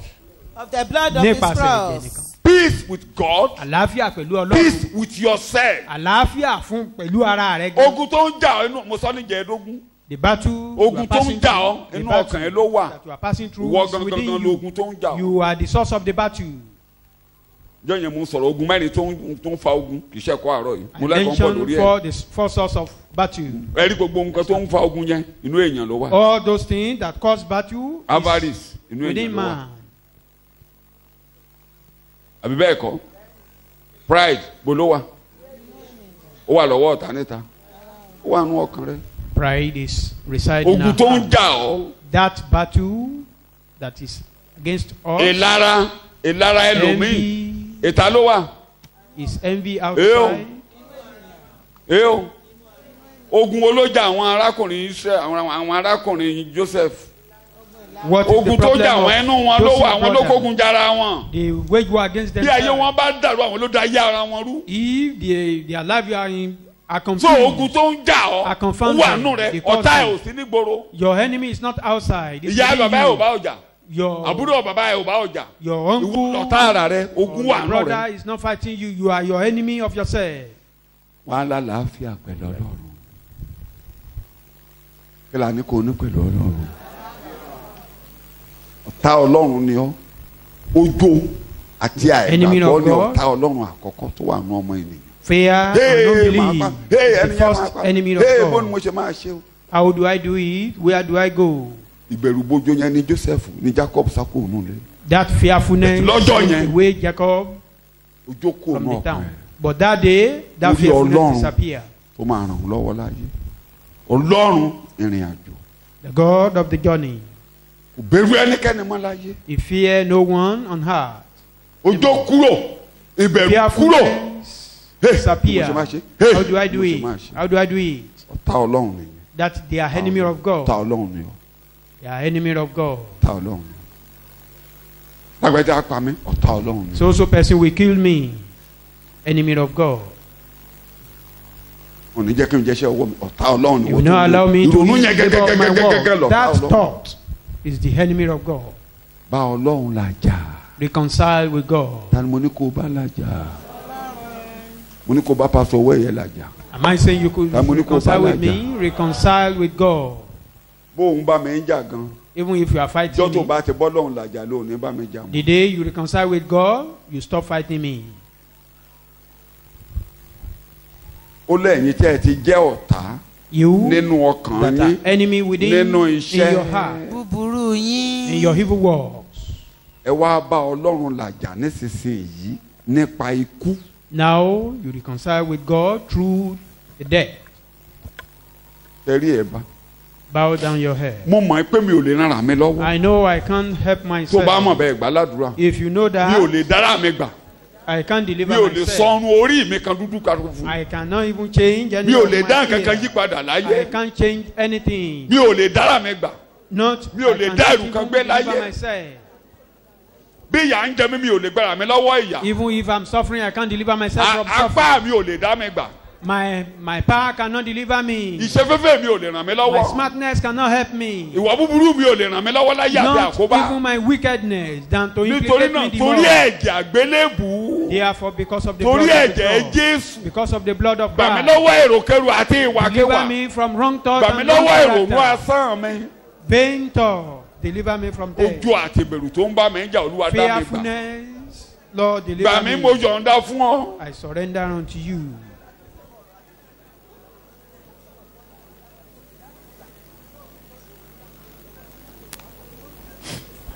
ní orúkọ wa ni mo gbàdúrà. In Jesus' mighty name we pray. ní orúkọ Jésù mo gbàdúrà. In Jesus' name we pray. Róòmù orí karùn-ún Romans chapter 5, ẹsẹ̀ ìkíní. verse 1. jẹ́ ń yọ díẹ̀díẹ̀ kó lè yé wa. Bíbélì ń sọ. ǹjẹ́ bí a ti ń dá wa láre nípa ìgbàgbọ́. Therefore, since we are justified, acquitted, declared righteous, When you through faith, have a right standing, it is the stand of Jacob in the presence of God that made him to say true. Nígbà tá a bá ìdúró God Jacob tán níwájú will Olúwa not ló mú count ìrìn you àjò rẹ̀. as a sinner. Bí Ọlọ́run ò ka ẹ̀ṣẹ̀ sí wa lọ́rùn That you mọ́, can depend on him for redemption. a lè sinmi lé fún ìràpadà. Tí ẹ bá ti sinmi lé fún ìràpadà. Tí ẹ bá ti sinmi lé apá When we rẹ̀ fún trust ìràpadà. him for Tá a redemption, sinmi lé ẹ̀jẹ̀ rẹ̀ fún we trust in his ìwẹ̀nùmọ́. blood for redemption. Tí a pinnu láti má gbèjà ara wa mọ́. We decide not to fight for ourselves or revenge for ourselves. Thank you very much. You now take a firm decision Àwa mú ìpinnu tó that le you can't help yourself. pé a lè ran ara wa lọ́wọ́, That your deceitfulness cannot help you through life. pé ẹ̀tàn wa ò lè ràn wá lọ́wọ́ nínú ìrìn àjò That ayé. only you can do that. Ṣùgbọ́n Ọlọ́run nìkan ló lè ràn wá lọ́wọ́. God will acquit you. Ọlọ́run á dá wa láre. Go away. Máa lọ, You have no sin. ò ní ẹ̀ṣẹ̀ mọ́. Wàá máa sùn láyọ̀. Now sleep peacefully. Wàá pọ̀ Ọlọ́run, Ọlọ́run á dá ọ lóhùn. You call on God and he will answer you. Àlàáfíà á gba ọkàn rẹ. Peace will fill your heart. Mo ló máa gba ọkàn rẹ. àlàáfíà. Ìfúnpá ẹ̀ ò ní ga. No more high blood pressure. Ìbẹ̀rù pé o máa kú ló ń jẹ́ kí The ìfúnpá ẹ̀ fear ga. of death is causing your high blood pressure. Ìfúnpá ẹ̀ ò ní ga. No more high blood pressure. Ẹnìkan máa pa ọ́, ẹnìkan máa ṣe. Someone will kill you, someone will do Àti tó that. gbọ́, àti tó gbọ́, àti tó gbọ́. I've had that Yeah. again. I've Má had that kúkú again. òjijì. Don't kill yourself prematurely. Ọlọ́run o tó God, you are able. àbí kò tó. Is God not able? Jẹ́ kí n tẹ̀síwájú ń bẹ̀. Point number 2. God will make a new beginning with you. Ọlọ́run á bẹ̀rẹ̀ ọ̀tun pẹ̀lú wa. Mo fún wa ní ìdí tá a fi ga níwájú Because you Olúwa. have peace with God. Torí pé a ti ní God àlàáfíà does pẹ̀lú not Ọlọ́run. reckon sin on you. Ọlọ́run ò ka ẹ̀ṣẹ̀ sí wa lọ́rùn mọ́. 2. Èkejì, God will make a new beginning with you. ìbẹ̀rẹ̀ ọ̀tun pẹ̀lú wa. Á mú ọ̀tun jáde nínú ayé rẹ̀. We are Ẹlẹ́tàn ni ọ́. men, a deceiver. Ìkòkò àmọ̀ ni ọ́. You are Ọlọ́run á tú playboy. ayé rẹ mọ́. But God will remold us. Mo lọ́lọ́run máa ṣe. God will Ayé mi. remold Nǹkan tá a ṣe our fún life. Jacob nìyẹn. That Ọlọ́run is tú what ayé ẹ̀ God ṣe. did for Jacob. ó yí ìrònú ẹ̀ padà. Change ó his yí èrò ẹ̀ thoughts. padà. Change all his thoughts. ó ronú yàtọ̀. He now Ó sì bí ilé Ọlọ́run thinking yàtọ̀. differently. He now trusts in the Lord differently. Ọlọ́run wá mú tuntun jáde nínú ayé God rẹ̀. now bring out láti good àárọ̀ new yìí ohun things. ọ̀tún máa jáde nínú ayé rẹ̀. Henceforth, new thing will emanate from our life. ẹ̀rí bó ṣe wólẹ̀ bí ọmọdé. Don't you see how he humbled himself like a bàtà child? kan níbẹ̀ yẹn wọ́n ní ó bẹ̀rù. He was afraid wọ́n ní ilé mi ó wò. that these ọkàn will I tó observe gbárìrì are sí kí ni mo trembling pè é. hard sí ọ̀rọ̀ mi. to my word. ó bẹ̀rù ó gbárìrì. Tremble. Ọlọ́run kọ́ ní ìlà àyà. And God circumcised him. àmì pé a fi ọ̀rọ̀ sí nínú A sign that ló fi God ń gave sọ him. jáde pé that he wà á was the nílé word of ẹbọ God. wà á That nílé was why ẹbọ he was confessing ayé mi that di you have tirẹ̀ an owó mi di altar, tirẹ̀ my life belongs dúkìá to mi you. di tirẹ̀. Property belongs to you. pàtó lọ́hùn ti rí ọkàn tuntun yẹn. When God see this new heart, láti òní jákọ̀ henceforth, máa lọ níwájú Jacob, mi continue your journey. ohun ọ̀tún ló máa rí. New things will begin to happen to gbogbo ẹ̀yin you. bẹ́ẹ̀ láàárọ̀ yìí All such people tí ẹ bẹ̀rù that you are fi afraid of Ọlọ́run ó God, tó that Ọlọ́run rí God ọkàn you are yín bẹ́ẹ̀. sufficient, and wọ́n God see pa your heart láṣẹ like gẹ́gẹ́ bí that. àṣẹṣe I command ohun ọ̀tún lẹ́ẹ̀ máa rí láti new òní. things will begin in your life. ohun ọ̀tún máa jáde sí yín. New things in your life. ohun ọ̀tún máa jáde sí yín. New things Amen. in your life. Shout hallelujah. Hallelujah. Shout hallelujah. Ẹ ké hallelujah. Hallelujah. jẹ́ nǹkan ká ẹsẹ̀ kan lé lórí mo ti ń kánjú kí Abba. lè ṣe díẹ̀. Isaiah chapter 42 verse 7 Ìwé Àìsáyà orí New kejìlélógójì International ẹsẹ̀ Version of the ìkeje. Bible.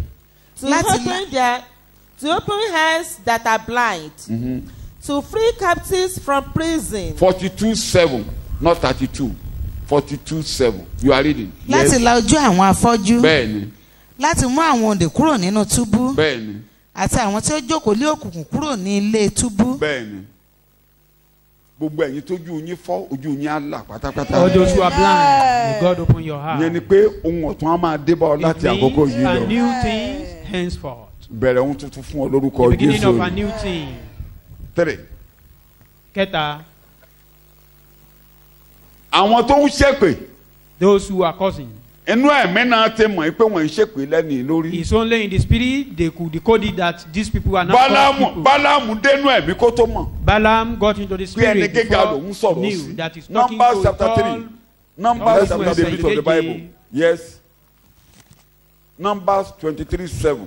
ó sì bẹ̀rẹ̀ òwe rẹ̀ bẹ́ẹ̀ni ó sì wí pé bálákì ọba moabu mú mi láti árámù wá láti òkè ńlá ìlà oòrùn wá wípé wá fi jákọ́bù bú fún mi sì wá kó sì fi ísírẹ́lì ré èmi ó ti ṣe fi bú ẹni tí ọlọ́run kò fi bú kò jù tàbí bẹ́ẹ̀ èmi ó sì ti ṣe fi ré ẹni tí olúwa kò fi ré. sọ̀yìnbó ẹ̀ ẹni tó Balaam took up his figurative Yes. speech and said, Balak, the king of Moab, yes has brought me from Haram, out of the mountains of the east, Yes. saying, Come, curse Jacob for me, curse Jacob for me. and come, violently denounce Israel. Curse Jacob, denounce Israel. má jẹ́ kó dúró níwájú mi kéde ìdáhùn rẹ. How can I curse How those can God I has not curse? cursed?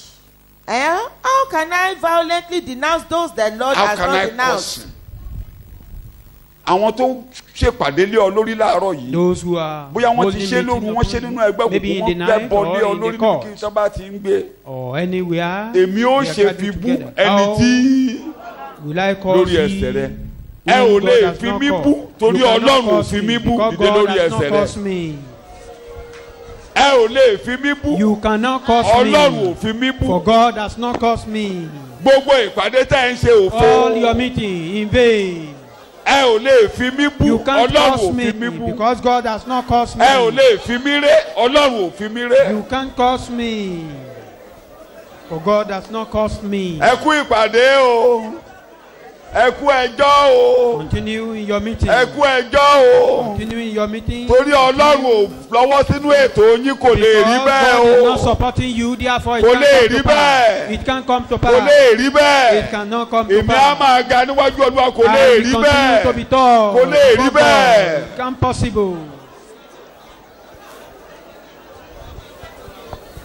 In Jesus' name we pray. jókòó má bá wọn ṣèpàdé lòdì sí èèyàn o. Don't má bá wọn go rówó against ẹlẹ́jọ́ níbí o. anyone. Pàápàá tó bá ti jẹ́ kìrìsìtẹ́nì òkú àbá o. Most especially Christian. Òkú àbá o. Stone may hit you. Torí bó o ṣe ń sọ yẹn. As you are saying it. Tó ní wọn ò ní fi ọ́ bú yẹn. That you can't be tó bá wá ń caught. bú yàn. Now you are causing wọ́n á someone. fi ọ́ bú o. You'll be caught. Torí èpè òkú tó ń nà ọ̀dọ̀ ẹ ló ń bọ̀ o. Because the cause you send out will eventually return ibi to tó ń nà you. jáde ń padà bọ̀ wálé o. That evil you are sending out will eventually return to mo ti you. sọ fún yín.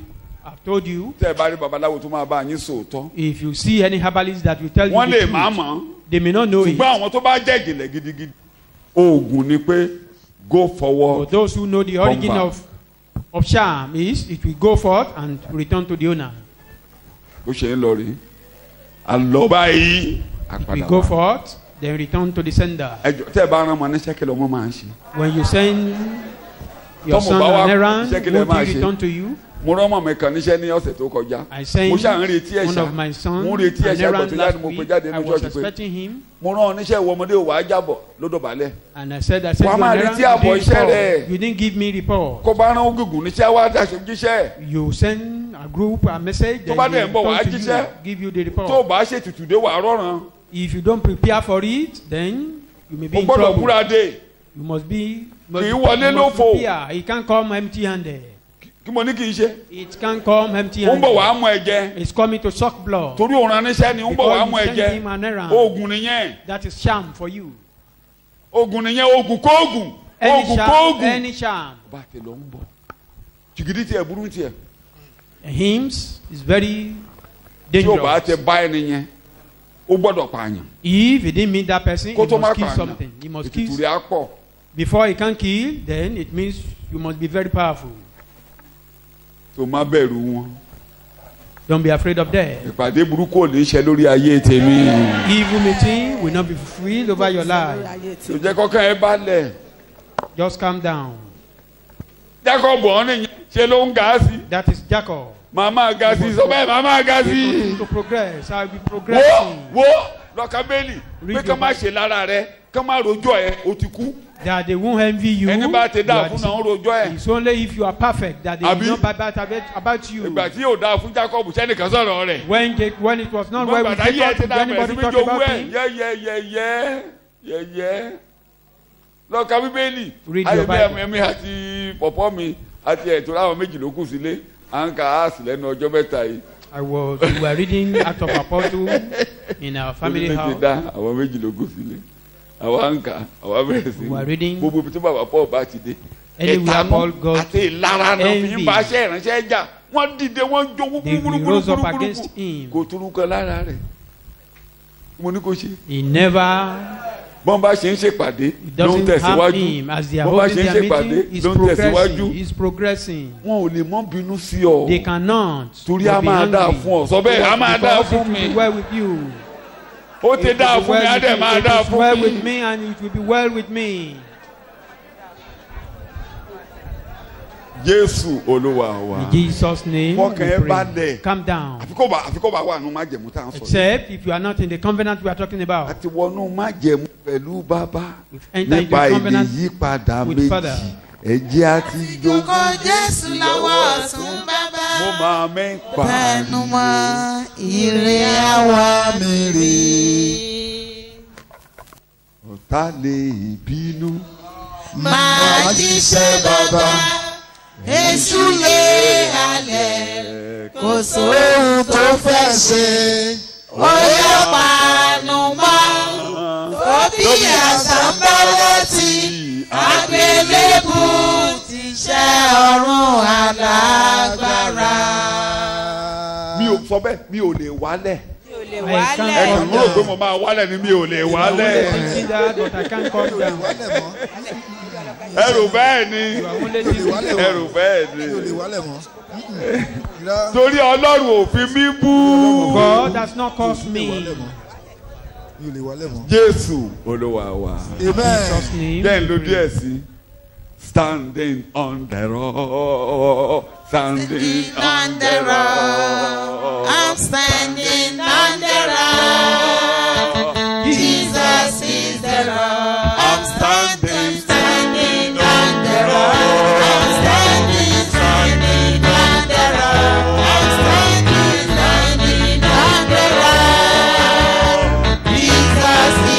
rock. I'm standing on the rock. Standing on the rock. Standing on the rock. Jesus is the rock. Ó dúró lórí àpáta. Ó dúró lórí àpáta. Dúró lórí àpáta. Jésù l'àpáta. Mósè máa bọ̀. Moses, come. Bá lọ bẹ̀ yẹn máa pẹ́. I Ó should dà go jẹ́ kí n there. mú níbi pẹlẹbẹ tá a ti ń jọ ẹlẹ̀. Let me start Jẹ́ from the kí n mú crowd. níbi tá a ti ń jọ ẹlẹ̀. Torí àwọn tó ń ṣèpàdé. Because of Ibi tá a those ti who ń are holding ṣèpàdé. meeting, where they Bí are kan bá holding yé their Jacob meeting, that jẹ́. they to ruin the Ní life of Bálámù Jacob. ní ọ̀. Balaam Ẹni tó said, ní kí n bá yé The ẹ̀jẹ̀ person yìí. you said I should destroy. Ibi tí or mo ruin. ti rí rè This Númérì is where orí I saw 23 tẹ̀ ká ẹ̀ka ẹsẹ̀ Number ẹ̀kẹsàn. 23 verse 9. Númérì 23. Nítorí pé Yes. láti orí àpáta wọn ni mo rí Bo ló dúró sí. orí àpáta. For from the top of the rocks I see Israel.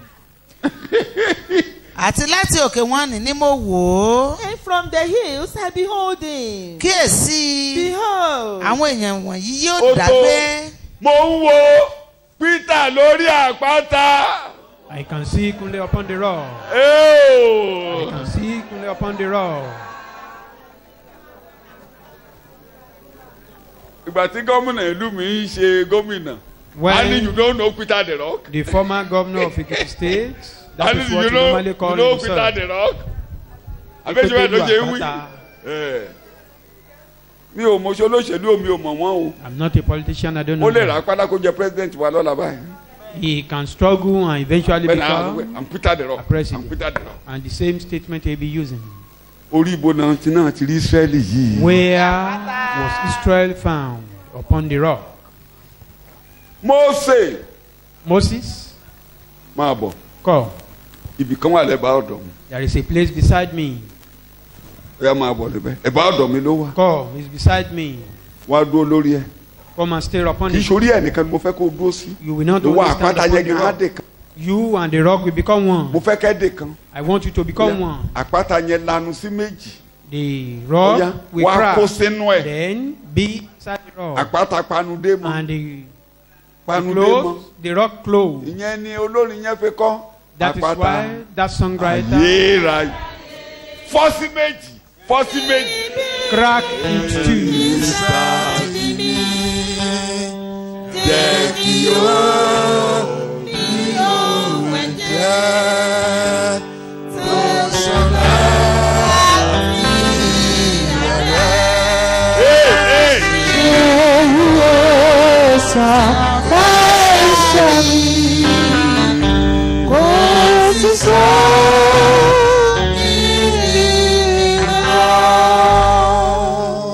Ìyá èdè mi lò. Gbòǹgbò lóru mi sọ bẹ́ẹ̀ fúnra rẹ̀. Olórí mi. Olórí mi. Ta ló gbé ọ sókè báyìí? Olórí mi. Ẹnìkan gbà ọ lọ́wọ́ Ọlọ́run níbẹ̀. Can anybody Òkúta hijack you yẹn from máa rì. God? With the rock sink, Orí you àpáta ló are wà. upon the rock. Ó máa ga náà. Continue to talk. Kó bá ti lè farabalẹ̀ níwájú Olúwa mo bá If you sọ̀rọ̀ can láàárọ̀ humble yìí. yourself before God, that's what I'm saying. Mo ti Jacob fi lanu ayé kọjá ni mo ń sọ fún ẹ̀yin. That was Gbogbo what ìran Jacob rẹ̀ mo used fi to ń pass ládọ̀la. through the world. All his generation till tomorrow. Olúwa sì wí pé wo ibì kan wà lẹ́bàá ọ̀dọ̀ mi ìwọ ó sì dúró lórí àpáta yóò sì ṣe nígbà tí ògo mi bá ń ré kọjá èmi ò fi ọ́ sínú pàlàpálá àpáta. Èdè kan tí wà lẹ́sẹ̀ ẹ̀kẹsẹ̀ yẹn mo fẹ́ so méjèèjì pọ̀. In verse 9. Àwọn wọ̀nyí wọ́n ń dá gbé. A ò ní kà wọ́n mọ́ àwọn tani. Àwọn orílẹ̀-èdè. Other nations. A ò ní kà wọ́n mọ́ àwọn tani. They will not Àwọn become orílẹ̀-èdè. among the nations. Ẹ̀yin ní ìrántí. Thou a hast yàn. chosen generation. Orílẹ̀-èdè. Mímọ́. Ènìyàn. Peculiar people. Bàbá.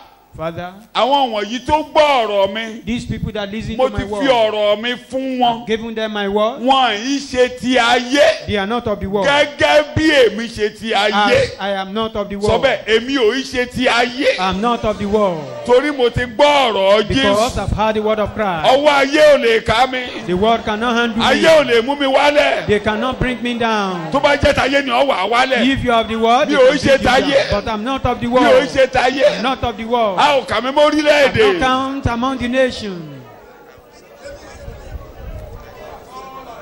Jesus' name we pray. Mo ti gòkè mo fẹ́ kó rí mi. Àwọn orílẹ̀-èdè wọ́n wà lórí ilẹ̀ báyìí. Some Kẹ́bà ti délé nations babaláwo. are upon the land. When Wọ́n you á get tà wọ́n lórí ilẹ̀ báyìí. to the herbalist house, Orí ilẹ̀ náà ti máa tà wọ́n tán ti máa wò wọ́n. they will show you them upon the source, upon Àwọn sand. ará ayé nìyẹn. Those are the people of the world.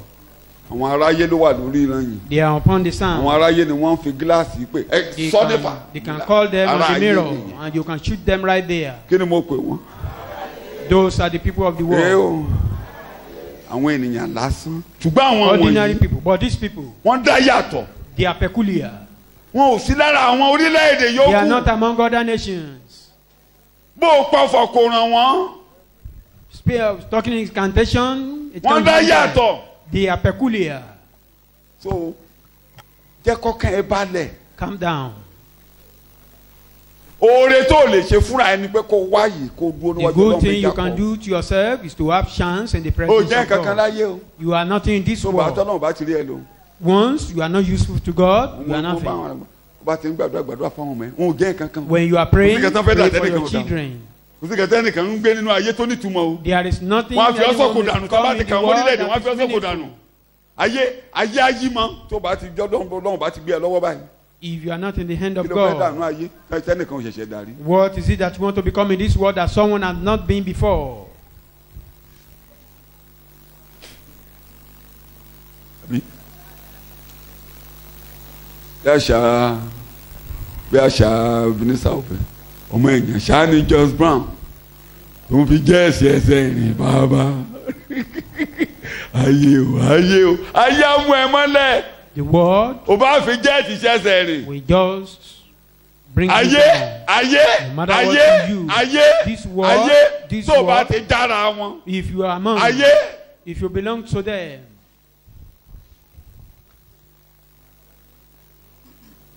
separated kó ènìyàn ọ̀tọ̀ peculiar people. bí ẹnikẹ́ni bá wà nù Kristi If ó anyone be di in Christ, ẹ̀dá a titun. new Christian, ènìyàn ọ̀tọ̀. peculiar people, Olú àlùfáà ará High ilé priest. ìta ni. and the household of God. Yẹ kó kàn ẹ́ balẹ̀. Just calm down. Torí Ọlọ́run ní n bá yà síbẹ̀ agbẹ́kọ̀ lọ́wọ́ bẹ̀tẹ̀ máa máa sọ Ọlọ́run ní deposit kan sínú ẹ̀. God has Ó dẹ̀ máa a fi gift ọ́ pariwo o ò in lè you, má ga and He must o proclaim ò you. lè má ga. Therefore, you must be tall before Him. Áńgẹ́lì ń retí ìgbà tí Ọlọ́run á fi ọ́ pariwo gan. The angel are even expecting Ọlọ́run á that fi ọ́ time pariwo. when God will proclaim you. Iṣu tọlọ́run wọn ì jẹ́ ní kọ́nà. You cannot eat anything that belongs to Ìmọ̀ ni wọ́n God ń ṣe. secretly. Á tóbi kò ṣeé dọwọ́ It bò will be jẹ́. big. You can't cover it. Kì í ṣe léè táwọn aráalé yín nìkan máa jẹ. Not your family Iṣu alone. kẹ̀ǹdẹ̀ ní. A big Kí something. ni mo pè é? á tóbi dáadáa. Kí ni mo pè é? Iṣu A kẹ̀ǹdẹ̀. big thing. Iṣu tí ò tóṣu ni wọ́n ń dọwọ́ bò jẹ́. It's only when the thing is not up to the standard Kí that wọ́n ní you kò ṣe can kò cover tóṣu. it. Àbò tóṣu. Just a small Tó yam. bá tóṣu wọ̀nyí dọwọ́ bò. If it's a big yam, nobody can cover Wá it. ìlú rẹ̀.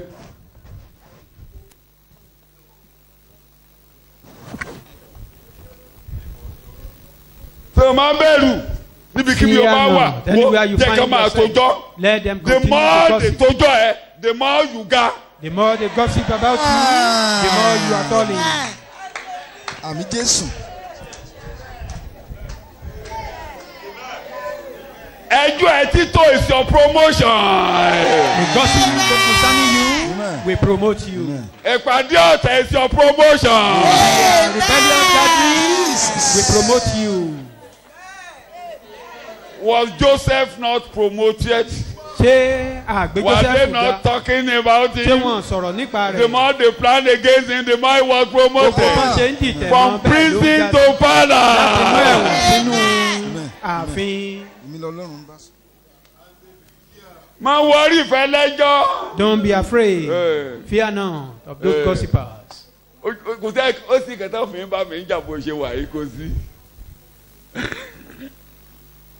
Wọ́n fẹ́ gbé kán lọ mí lọ́sẹ̀ tó kọjá yìí. Ó ti wà nílẹ̀ báyìí. Mo kàn rẹ́rìn. Mo kọ́kọ́ jọ́sìn mo ní òde ẹ̀dá àwọ̀ Ọlọ́run. I was given a report Méje NEPA just this lówó. week. Méje ń ní I kankan didn't múra owe káàdì. anybody. Káàdì 5,000 múra lẹ́ẹ̀kan. Olùgbà mi máa tan air condition. Mi àti àwọn mi ló ń gbélé. Ṣètò tútù mú òkúkú òtútù káwọ́ mi gan-an ni. Ó pọ̀ jù ó ní mo ṣe so látòkè dé sàlẹ̀. Mi ò tí ì làágùn báyìí o bí mo ṣe wáyé o. I've not sweat Bó mo ṣe so mọ́ra yìí. this morning, even with all these gadgets. So màá gbé omi kaná kódà mo I mistake eat ni mo water. máa ṣe mo sọ fún ìyàwó mi mo láwọn ló máa ná wa lówó mo ní àfọ̀gànná omi tútù wà ń bẹ omi tútù làwọn lò omi tútù mo gbóná wà ń bẹ táàpù mi gbóná gan máa rọrùn mo ti pe plumber mo ní kó wá wò ó That is, bá we ṣí need táàpù to omi do gbóná jáde a omi hot, tútù jáde. the warm water and cold water as well. kí n má fara ogun ní mo kàn déédéé wà nílé náà náà fẹ́ wo náà mi gbúrúgbúrú. I was at home and the NEPA ẹwà people ojú came ó tiẹ̀ kámílà torí ojú omi mo ti jí jáde kí lẹ́sẹ̀ mi ẹ̀yin ọmọ yìí wọ́n sì débẹ̀. and they came. mo rí i pé wọ́n mọ̀wé I discovered they are not learning. ìdí tí mo fi ní wọ́n The mọ̀wé reason is okùn jẹnẹrétọ̀ kúrẹ́kẹ́ tí bọ́dà òjò ti kọ́kọ́ ń lò tá a lò mọ́ the old tán ti rẹ́ndé mọ́ generator gànná àmì that- pé lókun iná and okùn the èèrí náà this ní is ẹ̀yin ọmọ electrical yìí something. I said, are you màá blind? máa jiná gbégbánú ìgànná lọ How ní. could I be cheating government? bóyá wọn rí wọn rí di okùn mo ní okùn Eventually they jẹnẹrétọ̀ see. wọn ní ẹni sùúrù bàbá okùn jẹnẹrétọ̀ ni mo lẹ́ẹ̀mọ̀wé. bó ṣáà sì yan rí okùn bó ṣe jáde òní wọn máa já wáyà mi I said they will disconnect onítorí the mo gbé line náà gbaná ilẹ̀ because I used the oní cable, ìdíkítọ́ underground làǹpù cable. mi oní kò sí lórí mítà bá pè kàn lára àwọn ìkànnì kan má jà náà bàbá o ní bàbá wọn ni o bàtí ó ṣàjà wọn láàfin tó ń bá kó wáyà mi sókè They said I mi ò should lọ nọ́mbẹ̀ láti jọ Tuesday remove the light from underground. òun láàfin tí wáyà mi bá gòkè Said I should take it off. mẹ́jẹ wo I owe them nothing. wọn dẹ mo lọ bá wọn ní bàbá ó ní kí n lọ kó wáyà mi sókè tó bá ti kó sókè wọn wá sọ náà yes sir mo ní ṣùgbọ́n kí n tó kó sókè o I said mo before I do láwọn that, ìbéèrè méjì I have two questions. mo lémi ni mo náwó wáyà náà lẹ̀ I said mo I ló spent the wọ́n money. ju wáyà òkè mo ló dẹ̀ sèfù ju More wáyà òkè expensive, more than the one on high, and is more mo safe. lẹ́kọ̀ọ́ tí mo kọ́ ni I said that is my area. wọ́n náà mọ̀ wọ́n ní I said ṣùgbọ́n wọ́n náà ti bá ríṣiríṣi pàdé wọ́n ní wọ́n ti ṣòfin pé ká máa kó wáyà kú ọ̀nà lẹ̀ And they said Yes, they sir. should remove it. They should not use underground. mo dẹ̀ tẹríba mo dẹ̀ pé bàbá búkì wọ́n ní ká kó wáyà wá sórí òrùlé o àti mi ṣe bẹ́ẹ̀ lọ wọ́n ti kó tẹnu lẹ̀ jáde a ṣẹ̀ṣẹ̀ lọ rígi tí a kó wáyà sórí òkè sí. We have to erect another pole. mo dẹ̀ mọ̀ pé kì í ṣàwọn kan ló ń bí nínú ẹ̀mí. I know they are not. There are some spiritual mo ní forces. mo fẹ́ bẹ̀rẹ̀ sọjí I said I want to oníṣẹ́ náà start. ṣọ́ọ̀ṣì ló ń já ni. I said I want to start the crusade, and the question is, was it the light of the church that was mo ní mo disconnected? lóò mọ̀wé mo nínú ilé mo ti máa prepare. And I said I have oníṣẹ́ to yìí ló ná nígbà prepare tán já náà ni. in the house. And sọ the question pé is, ojú ogun gidigidi pátápátá nìyẹn. am I not sọ pé using inú ẹ̀mí light ni when ìwọ̀n there yẹn was wà. no light? That gbàtí is mo ti di bó ti spiritual. di pé ó ti dì yẹn. When I see it up to that level, then I have to humble myself. mo fẹ́ léètì padà àdúrà lọ́jọ́ Tuesday. I almost laid the mo Bible ṣe ra ń bọ̀ study. rí. so ààrẹ ọjẹ ṣé màá máa jà. They will cheat you. Do I need to fight? ẹgbẹ́ àwọn ọmọ mi. The tí mo bá hate fẹjọ́ of ẹ̀sùn my àwọn ọmọ children. mi kan If I iṣẹ́ lè should bọ́ report lọ́wọ́ wọn. them to some people, gbogbo ẹ̀yà mo fi another thing may happen. iṣẹ́ lè bọ́ lọ́wọ́ wọn. ó láwọn tí mo lè pè. I have some people I can call. Yes sir. ṣé ká kó wáyà sókè màá kó sókè.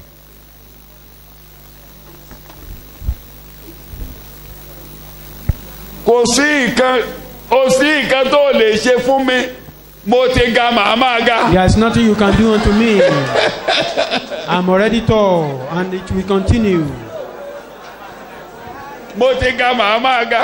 I'm tall already, and that will continue. In Jesus' name we pray. ìkànnì àárọ̀ ọjọ́ kan nàbà dédé pọ̀ mọ́ mẹ́dàánù lórí express. There was one morning they would have killed one of my children. wọ́n ní kílẹ̀ ṣe wọ́n ní kó ṣí bùtù ó ṣí bùtù. They said he should open the boot. He wọ́n ní did. extra tire ẹ̀ expire. And they said the extra tire had expired. àníjà ẹ̀mí wà òkú ẹ̀yìn òkúkú I bọ̀. said there are spiritual forces. erémọdé lẹ rò pé tí à ń ṣe yìí ni. Do you think it's a child wọ́n ní play? extra tire ẹ̀ expire. That extra tire has expired. ẹ kọ̀wé fún mi wọ́n ní wọn kọ̀wé wọ́n làfi tó bá dé station. He said, unless ó you wà á get lọ to the lójú station. ọ̀nà station báyìí. He was going along àfi the tó yọ station. jíà lórí eré lọ́nà tó yọ gbé jíà sí páàkì lórí eré mọ́mọ́ lọ́wọ́. And he just changed the gear automatic to parking along the where they were driving. bákàlẹ̀ dé gbọ́ pé ọmọ ti forí pa ọlọ́run ní jẹ́ ni. God will never ànínú allow bí that. ẹnìkan I mean someone is tani mo foolish. nínú bí ó ti pòfo àbí ó ti pòfo. He has failed already. yẹ̀yẹ́ táyà mẹ́rin tó wà nínú ẹsẹ̀ ọkọ̀ yẹn ẹsẹ̀ mọ́tò mi ni mo ti kó tí mo ní kan kó síbẹ̀ The four tire ó dẹ̀ dúró dáa in mo the ṣe rà á. vehicle, I change it to àwọn ọmọ read tó bá for mi my ra own táyà wà car. níbí màá ní kán bá mi wọ expiring date. I always Wà ní observe ọ̀dà. the expiring date. bàtí ọmọ wọn sọ mo ní àwọn kan ń ṣe lára ẹ ládùúgbò bíi tó I ń said some wọ́n people bínú are envy you pé in ọjọ́ kan la your máa area. dì pẹ̀lú bọ́ọ̀lù That one day we will deal máa with dì him. pẹ̀lú bọ́ọ̀lù nítorí náà nǹkan tá a fi máa mú kòkòtù kékeré extra tire ti expire what is extra tire. Kí ni Yeah, táyà yeah. àmúgbálẹ́gbẹ̀ẹ́ táyà kí ló já sí? mo wá gbọ́ mo wá lọ bọ́ lọ́hùn pé When he Ọlọ́run, told me I mi now ò went to lẹ́jọ́ jẹ́ God, o. I said I have no query to answer. kí mo ní mi ò ṣe I have no case Ìwọ náà to ńkọ́? answer. What about you? I have no ìwọ case. náà kọ́ àwé. I have no case to answer. lórí mi mo ní ọ̀tá tí mo fò sọ bẹ́ẹ̀ fúnra rẹ̀ Enemy màá máa has ga failed. ṣá. ọ̀tá mọ̀ fún lórí I'll ayé be mi. tall before God. Tí mo fún lórí ayé mi.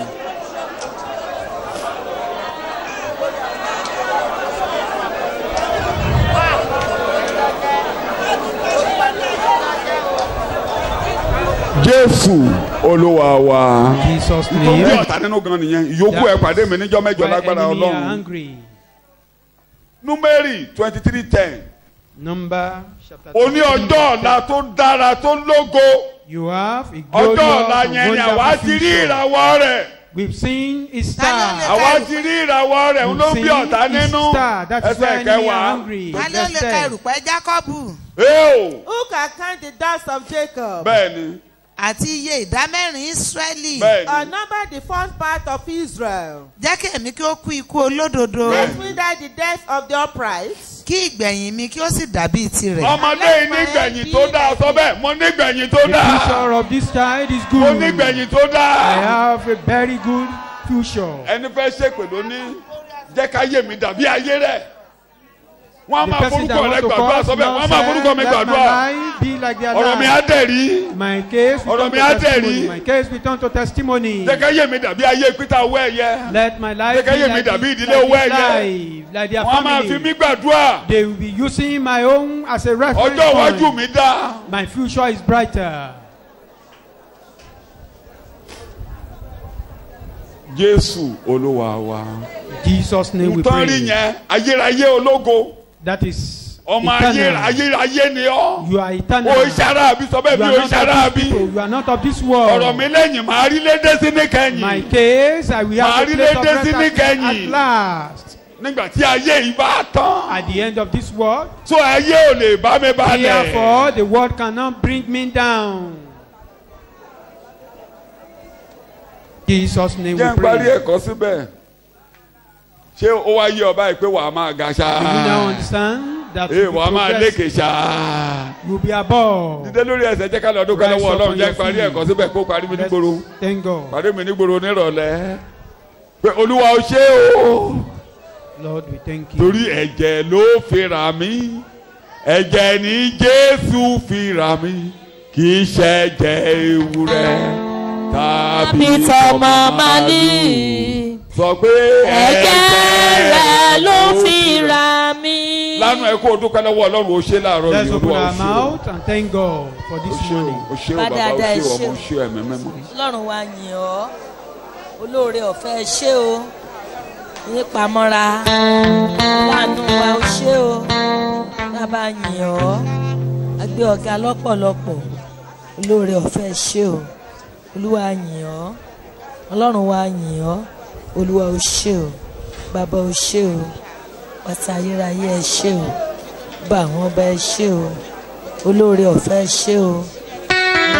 Jésù olúwa wa. Amen.